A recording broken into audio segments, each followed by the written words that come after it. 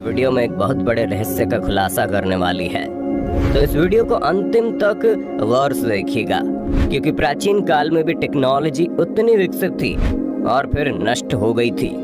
अब ये बात शायद रहस्य ही बनकर रह गई। एक तरफ प्राचीन भारत का ब्रह्मास्त्र और दूसरी तरफ आज के जमाने का परमाणु बम। हमारे पुराणों में लिखा है कि जब ब्रह्मास्त्र का इस्तेमाल किया गया था तब धरती पर मौजूद पेड़ पौधे जलने लगे थे। जो भी उस रेंज की चपेट में आता था उस इंसान की मौत हो जाती थी। सैकड़ों किलोमीटर दूर गर्भवती औरत के पेट में पल रहे बच्चे पैदा होने से पहले मौत की नींद सो जाते थे। जो बच जाते उन लोगों के बाल झड़ने लगते थे। आसमान में एक भी पंछी नहीं बचे थे, जमीन पर एक भी जीव नहीं बचा था। ठीक ऐसा ही तब हुआ जब अमेरिका ने साल 1945 के दौरान जापान में परमाणु बम विस्फोट किया, जिसके बाद परमाणु बम को तैयार करने वाले वैज्ञानिक रॉबर्ट ओपेनहाइमर ने गीता और महाभारत का अध्ययन किया। वो ये जानना चाहते थे कि जिस परमाणु हथियार को उन्होंने बनाया है, कहीं वो प्राचीन भारत में इस्तेमाल होने वाला ब्रह्मास्त्र तो नहीं। वो दिन था 16 जुलाई 1945, जब लगभग 450 लोगों की टीम सूरज उगने से पहले ही मेक्सिको के एक रेगिस्तान में इकट्ठे हो गए थे। उन 450 लोगों में अमेरिका के बेहतरीन वैज्ञानिक, मिलिट्री इंजीनियर और अमेरिका के कुछ नेता भी मौजूद थे। ये वही दिन था जब इंसानों के द्वारा तैयार किया गया दुनिया के सबसे खतरनाक हथियार का सबसे पहली बार परीक्षण करना था। बहुत से लोगों का मानना था कि वो हथियार बिल्कुल बेकार है, तो वहीं बहुत से लोग ऐसे भी थे जिनका मानना था कि अगर इस हथियार को इस्तेमाल किया गया तो समूचा मैक्सिको ही नष्ट हो जाएगा। यही वजह है कि उस परमाणु हथियार को बनाने वाले रॉबर्ट ओपेनहाइमर ने उस परमाणु बम का परीक्षण करने के लिए मैक्सिको से 60 किलोमीटर दूर एक रेगिस्तानी इलाके को चुना। सुबह के 5 बज रहे थे और उस खतरनाक बम में विस्फोट कराया गया। दुनिया का सबसे पहला परमाणु बम जब फटा तो लगभग 600 फीट चौड़ा एक भयंकर गुबार उठा। मशरूम जैसा दिखने वाला एक गुबार आसमान में 10 किलोमीटर की ऊंचाई तक फैल गया। उस बम से जो विस्फोट हुआ उसकी ताकत 22,000 टन TNT से भी ज्यादा खतरनाक थी। उस बम के फटने से जो धमाका हुआ उसकी गूंज 160 किलोमीटर दूर तक सुनाई दी थी। रॉबर्ट ओपेनहाइमर ने जब अपने द्वारा बनाए गए उस बम के इस खतरनाक चेहरे को देखा तो वो बुरी तरह से डर गए। उन्हें लगने लगा कि उन्होंने इंसानों के वजूद को खत्म करने के लिए एक ऐसा हथियार बना दिया है जो उन्हें कभी भी नहीं बनाना चाहिए था। रॉबर्ट ओपेनहाइमर ने जब अपने परमाणु बम के धमाके को देखा तो अचानक से उन्हें महाभारत के दौरान इस्तेमाल हुआ ब्रह्मास्त्र याद आने लगा, जिसे उन्होंने गीता और महाभारत की पुस्तकों में पढ़ा था। उन्हें लगने लगा कि कहीं वो वही हथियार तो नहीं जिसको वैदिक ग्रंथों में ब्रह्मास्त्र के नाम से जाना जाता है। उन्हें एहसास होने लगा कि जिस ब्रह्मास्त्र को महाभारत काल में ही नष्ट कर दिया गया था ताकि इंसानों का वजूद बचा रहे, कहीं उन्होंने गलती से उसी हथियार को दोबारा तो नहीं तैयार कर दिया। रॉबर्ट ओपेनहाइमर इन बातों की सोच कर ही बुरी तरह से डर गए थे।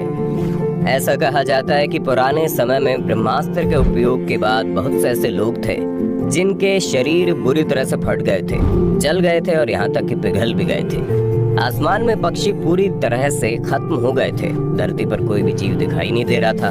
सैकड़ों किलोमीटर की रेंज में खाने पीने की हर चीज बुरी तरह से जहरीली हो गई थी। जब ब्रह्मास्त्र का इस्तेमाल हुआ था तब उसका विस्फोट 10,000 सूरज से ज्यादा चमकदार था, और जब ये विस्फोट हुआ तो सूरज हवा में घूम रहा था, पेड़ों में आग लगी थी और हर जगह सिर्फ विनाश ही विनाश था।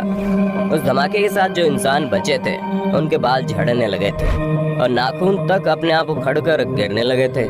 महर्षि वेदव्यास लिखते हैं कि जहां ब्रह्मास्त्र छोड़ा जाता है वहां 12 सालों तक जीव जंतु पेड़ पौधों की उत्पत्ति नहीं होती। महाभारत में उल्लेख मिलता है कि ब्रह्मास्त्र के कारण गांव में रहने वाली स्त्रियों के गर्भ में पल रहे बच्चों की भी मौत हो जाती है। ठीक ऐसा ही उस दिन भी हुआ जब इस वक्त दुनिया में सबसे पहली बार परमाणु बम का इस्तेमाल इंसानों के ऊपर हुआ था। अगस्त 1945 को सुबह के करीब 8 बजे हिरोशिमा पर परमाणु बम का जोरदार हमला हुआ। इस हमले को द्वितीय विश्व युद्ध के दौरान अमेरिका ने अंजाम दिया था। ये हमला इतना जबरदस्त था कि कुछ ही पल में 2,80,000 से ज्यादा लोगों की मौत हो गई। जैसे बम विस्फोट हुआ वहाँ का तापमान 11,000 डिग्री सेल्सियस से ज्यादा हो गया। बम धमाकों में इतनी गर्मी थी कि वहाँ मौजूद लोग जलने से ही पिघल गए। 1 मिनट के भीतर हिरोशिमा शहर का 80% हिस्सा राख हो गया। तबाही यही नहीं थमी, इसके बाद हजारों लोग परमाणु विकिरण से जुड़ी बीमारियों के चलते मारे गए। एक अध्ययन से पता चला कि बम गिरने की जगह के 29 किलोमीटर क्षेत्र में काली बारिश हुई, जिससे मौतें बढ़ी और इस काली बारिश ने अपने संपर्क में आने वाले सभी चीजों को दूषित कर दिया। कहा जाता है कि आज भी उस परमाणु हमले की वजह से नागासाकी और हिरोशिमा में पैदा होने वाले बच्चों में कोई न कोई शारीरिक परेशानी जरूर रहती है। यही वजह है कि परमाणु बम को तैयार करने वाला वैज्ञानिक रॉबर्ट ओपेनहाइमर सहित दुनिया भर के सभी वैज्ञानिक इस बात को सोचने पर मजबूर हो गए कि परमाणु हथियार कहीं वही हथियार तो नहीं जिसे प्राचीन समय में ब्रह्मास्त्र के नाम से जाना जाता था। अब हम आपके सामने एक ऐसा सबूत पेश करने वाले हैं जिसके बाद आपको भी इस बात पर यकीन होने लगेगा। और ये सबूत मिला था इसी इंडस वैली में, जो कि आज पाकिस्तान में मौजूद है, जो आज़ादी से पहले भारत का एक अभिन्न अंग हुआ करता था। आज के वक्त में जो इलाका पाकिस्तान और अफगानिस्तान का है, कहा जाता है कि महाभारत काल में इसे पांचाल, गंधार, मध्य पूर्व और कंबोज के नाम से जाना जाता था। उसी काल में सिंधु नदी के किनारे मोहनजोदाड़ो जैसी सभ्यताओं का विकास हुआ। साल 1922 की घटना है जब राहदास बैनर्जी ने इंडियन आर्कियोलॉजिस्ट के साथ एक प्राचीन शहर खोज निकाला जिसका नाम था मोहनजोदाड़ो। जब इन लोगों ने मोहनजोदड़ो के खंडर को ढूंढा तब उन्हें 44 कंकाल मिले जो मुंह के बल लेटे हुए थे, जिनमें से कईयों ने एक दूसरे का हाथों को भी पकड़ा हुआ था। जिसके बाद आर्कियोलॉजिस्ट सोचने पर मजबूर हो गए कि आखिर ऐसा क्या हुआ था मोहनजोदाड़ो में जो जंगली जानवरों ने इन कंकालों को बिना चबाए छोड़ दिया।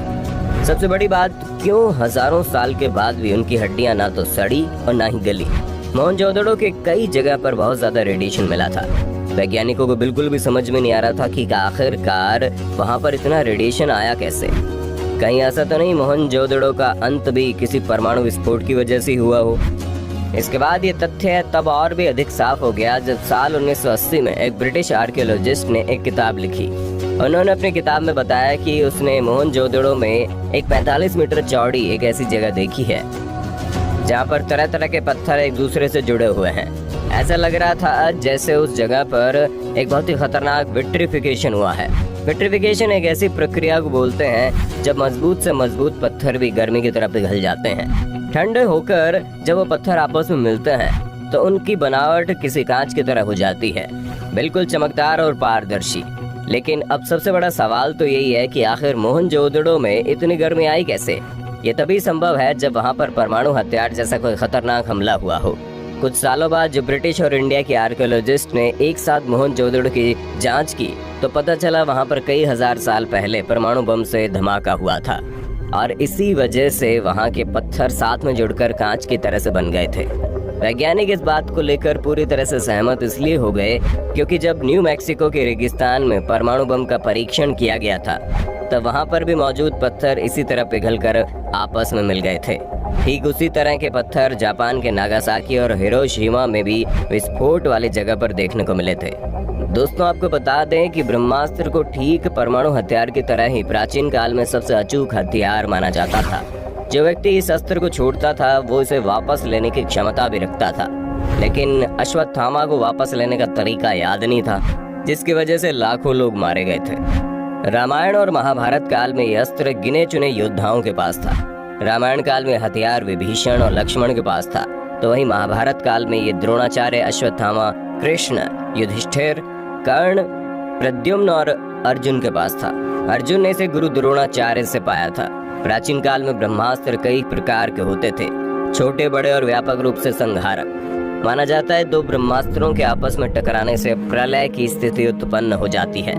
महाभारत हो या फिर रामायण, हर पुस्तक में ब्रह्मास्त्र का जिक्र होता है, लेकिन किसी भी पुस्तक में इस बात का जिक्र नहीं होता कि आखिर वो ब्रह्मास्त्र गया कहाँ। इस बारे में शोध करने पर लोगों का मानना है कि शायद प्राचीन काल के लोग ब्रह्मास्त्र को हमेशा के लिए नष्ट कर दिए होंगे और इसे बनाने की कला को भी हमेशा के लिए खत्म कर दिए होंगे, ताकि इस पृथ्वी को बचाया जा सके, पृथ्वीवासियों को बचाया जा सके। लेकिन अफसोस कि ठीक वैसा ही हथियार अब के लोगों ने तैयार कर लिया है, जिसे हम परमाणु हथियार के नाम से जानते हैं। लेकिन सवाल यही है कि जिस तरह प्राचीन काल में ब्रह्मास्त्र को हमेशा के लिए नष्ट कर दिया गया, क्या अब के वक्त में परमाणु बम को भी नष्ट कर देना चाहिए ताकि इंसानों का अस्तित्व बचा रहे? आप अपनी राय हमें कमेंट करके बताइएगा। ये जानकारी आपको अच्छी लगी हो तो वीडियो को लाइक कीजिए, हमारे चैनल को सब्सक्राइब करके बेल आइकन को ऑन करना बिल्कुल मत भूलिए।